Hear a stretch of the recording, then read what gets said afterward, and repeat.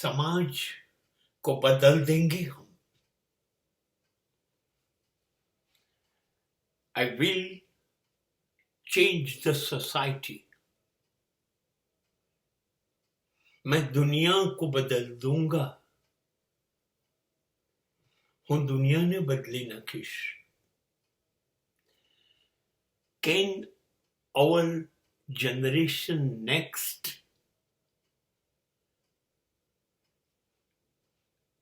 be a revolutionary generation?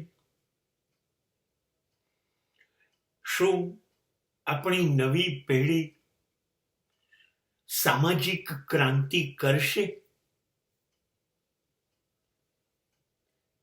It is a big question and it is an issue to think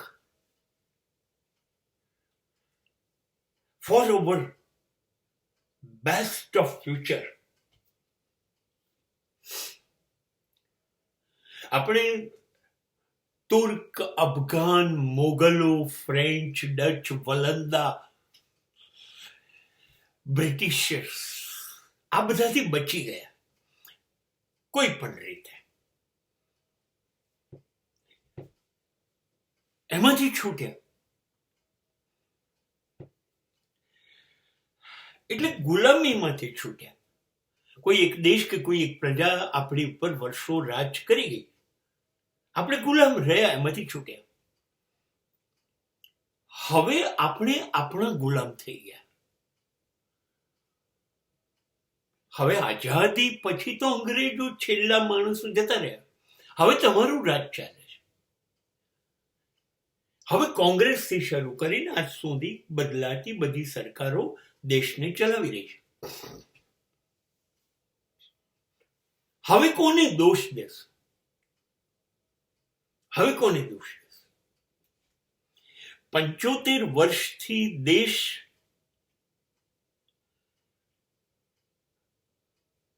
જાપાનની જેમ આસમાનને નથી અડી ગયો. ત્યાં માણસો છે, એ માણસો છે. કેમ?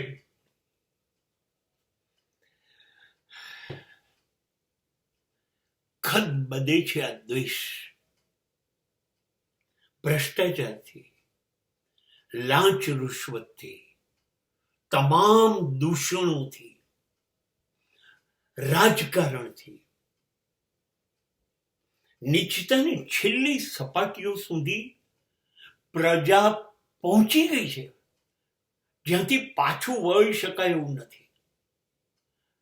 અને વાળી શકે એવી સરકાર નથી, કે વાળી શકે એવા કોઈ રાજકીય નેતા પણ નથી, કે લોક નેતા પણ નથી.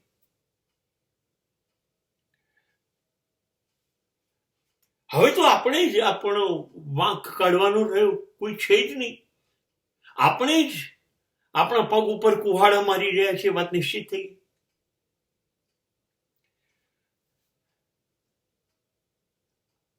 એવું જ બધું ચાલે છે દેશમાં. આપણે શું કરીએ?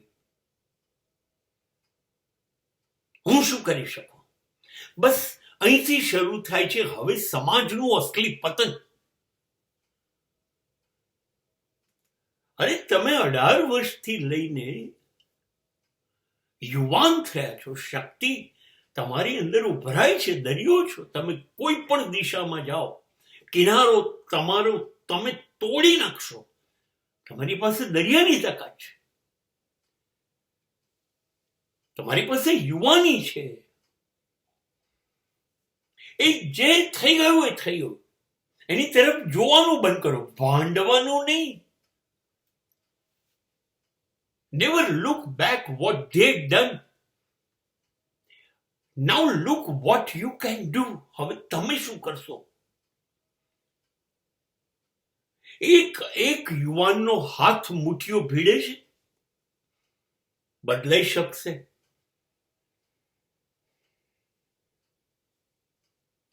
તમે નક્કી કરો ને કે સમાજમાં, particularly like me, talk about Gujarat because I am a Gujarati. કે હું મારા ગુજરાતમાં એક ટીપું દારૂ નહીં વેચાવા દઉં. એ દેશી કે ઇંગ્લિશ નહીં વેચાવા દઈએ અમે લોકો યુવાનો. મતલબ સામે એવું પણ કહેવું પડશે કે અમે યુવાનો દારૂ ને સ્પર્શીશું નહીં. તમે એવો નિર્ણય લો ને કે ગુજરાતમાં કોઈ એક પણ જુગારનો અડ્ડો અમે નહીં ચાલવા દઈએ, જુગારની પ્રવૃત્તિ નહીં ચાલવા દઈએ. તમે એવો નિર્ણય લો ને કે આયોજન કરીશું, કોઈ પગલા કરીશું અમે, પણ અમે ગુજરાતમાં વેશ્યાવૃત્તિ નહીં થવા દઈએ. અમે ગુજરાતમાં બળાત્કાર નહીં થવા દઈએ. બળાત્કાર થશે તો અમે કાયદાની રાહ નહીં જોઈએ, એને કડકમાં કડક સજા કરીશું ને સમાજ એ જોઈને શીખશે. એ પછી જુગાર હશે, દારૂ હશે. યુવાનો એ હિંમત ભીડો ને કે દારૂ ન જોઈએ, જુગાર ન જોઈએ, બળાત્કાર ન જોઈએ, વેશ્યાવૃત્તિ ન જોઈએ. સામાજિક અનિષ્ટોનો નાશ કરો ને. દરેક ખૂણાઓ ઉપર ગુંડાઓનું રાજ કેવી રીતે ચાલી શકે? આપણા ઘરની માં, બેન, દીકરીઓ સલામતીથી જઈ નથી શકતી, આવી નથી શકતી. કાં તો લૂંટાઈ જાય છે અને કાં તો લોકો એને લઈ જાય છે ને બળાત્કાર કરી કાઢે છે. તો આજે નાની મિનિમમ ગુંડાગીરી ચાલે છે ખૂણે ખૂણે. એને બંધ કરો ને, કેમ કે મોટા ગુંડાઓ પાક્યા છે તો નાના ગુંડાઓમાંથી જ. નહીં થવા દઈએ અમારા વિસ્તારમાં ગુંડાગીરી. નહીં ચલાવી લઈએ અમે અમારા શહેરમાં, અમારા રાજ્યમાં, અમારા વિસ્તારની અંદર અફીણ, ગાંજા, ચરસ, નશાખોરી અમે નહીં ચલાવી લઈએ. તમે નક્કી કરો ને યુવાનો, તમે નક્કી કરો. જૂના સડેલા હલકટ રાજકારણીઓને અમે ચૂંટણીમાં નહીં ચૂંટીએ. તમે નક્કી કરો. ચૂંટવા નથી. હું તો કહું છું તમે ઉભા થાવ. હા, તમને નથી આવડતું રાજકારણ, શીખી લેવાશે. એ લોકો કયા બહુ હોશિયાર છે. તમે ઉભા રહો ને. તમે વહીવટ લો તમારા વિસ્તારમાં, સોસાયટીમાં, શહેરમાં, નગરમાં અને ધીરે ધીરે દેશમાં. અને તમે નક્કી કરો કે અમે નેતા બનવા નથી આવ્યા, રાજકારણ માટે નથી આવ્યા. હું બીજેપી નથી, હું કોંગ્રેસ નથી, હું સમાજવાદી પક્ષ નથી, હું કોઈ નથી. હું લોકો માટે આવ્યો છું. હું લોકોના ગટર, રસ્તા, પાણી, ગંદકી, એમનો વાહન માર્ગ, એમના રેશન કાર્ડ, એમનું આધાર કાર્ડ, એમની મેડિકલ, એમનું શિક્ષણ, એ બધાનું ધ્યાન રાખીશ. તમે નક્કી કરો. તમે નક્કી કરો ને. અમારે કોર્ટના વકીલોને એક એવો કાયદો કરવો છે, એક એવી વ્યવસ્થા ગોઠવવી છે કે અમને ન્યાય મહિનામાં મળી જ જવો જોઈએ. તમે નક્કી કરો. તમે પોલીસમાં જોડાઈ જાઓ જો આ પોલીસ રહેતી હોય તો. આ ભ્રષ્ટ પોલીસમાંથી તમે બચાવી શકો. દરેક ખૂણે તમે ગોઠવાઈ જાઓ. શું વાત કરો છો કે તમે ના બદલી શકો શિક્ષણ, ના જાહેર દવાખાના? કેમ ના બદલી શકો? અને આ ક્રાંતિ છે.